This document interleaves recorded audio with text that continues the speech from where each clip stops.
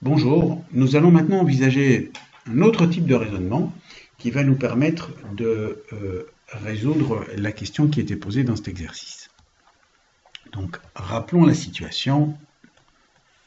Donc, on est en T0 et en T0, donc, il y a éventuellement le choix de financer des travaux et de verser la somme de 45 000 euros. Maintenant, imaginons que ces 45 000 euros, on ne les verse pas. Si on ne les verse pas, de fait, ils restent sur notre compte bancaire et on va pouvoir donc les laisser sur le compte bancaire pendant 12 trimestres, c'est-à-dire 3 ans, hein. Et donc, ils vont produire pendant cette période un intérêt. Et donc, au bout de ces 3 années, on aura les 45 000 euros, plus l'intérêt annuel de 4%, capitalisé pendant 3 ans. Et ceci va nous donner 50 619 euros.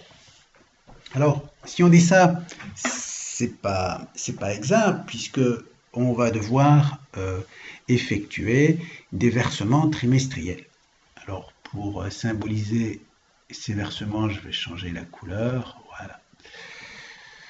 Et à la fin de chaque trimestre, ici il y a un premier trimestre qui s'écoule, on va devoir effectuer un paiement de 3 900 euros. À la fin du second trimestre, on va devoir effectuer un deuxième paiement, 3 900 euros, et ça, on va le faire pendant 12 trimestres consécutifs, et ici, pour la dernière fois, on va dépenser 3 900 euros. Donc, quand on dit dans le raisonnement que l'on tenait en bleu, j'ai 45 000 euros, je conserve mes 45 000 euros pendant 3 ans, et donc à l'issue de ces 3 ans, j'ai 50 619 euros en banque. Non, c'est pas vrai, puisqu'à la fin de chaque trimestre, on a fait une dépense de 3 900 euros, et donc on a perdu du capital, et on a également perdu l'intérêt sur ce capital dépensé. Donc, ce qui veut dire que compte tenu de ces flux-ci en rouge,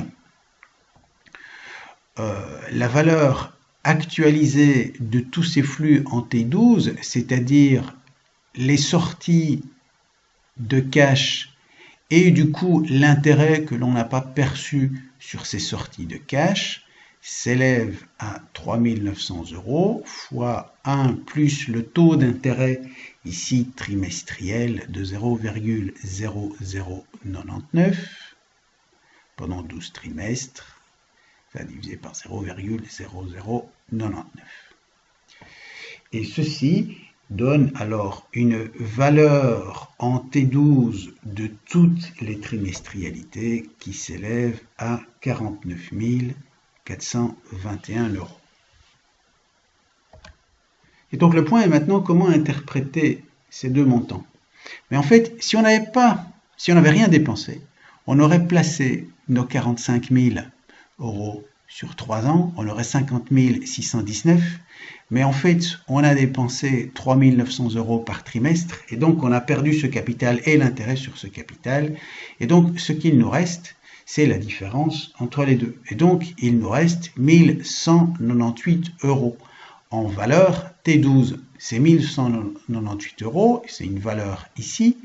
On peut avoir la valeur équivalente en T0 qui nous donnera 1198 actualisé en T0, c'est-à-dire divisé par 1,04 au cube. Pourquoi? Parce que 4% étant le taux annuel et on actualise sur 3 années.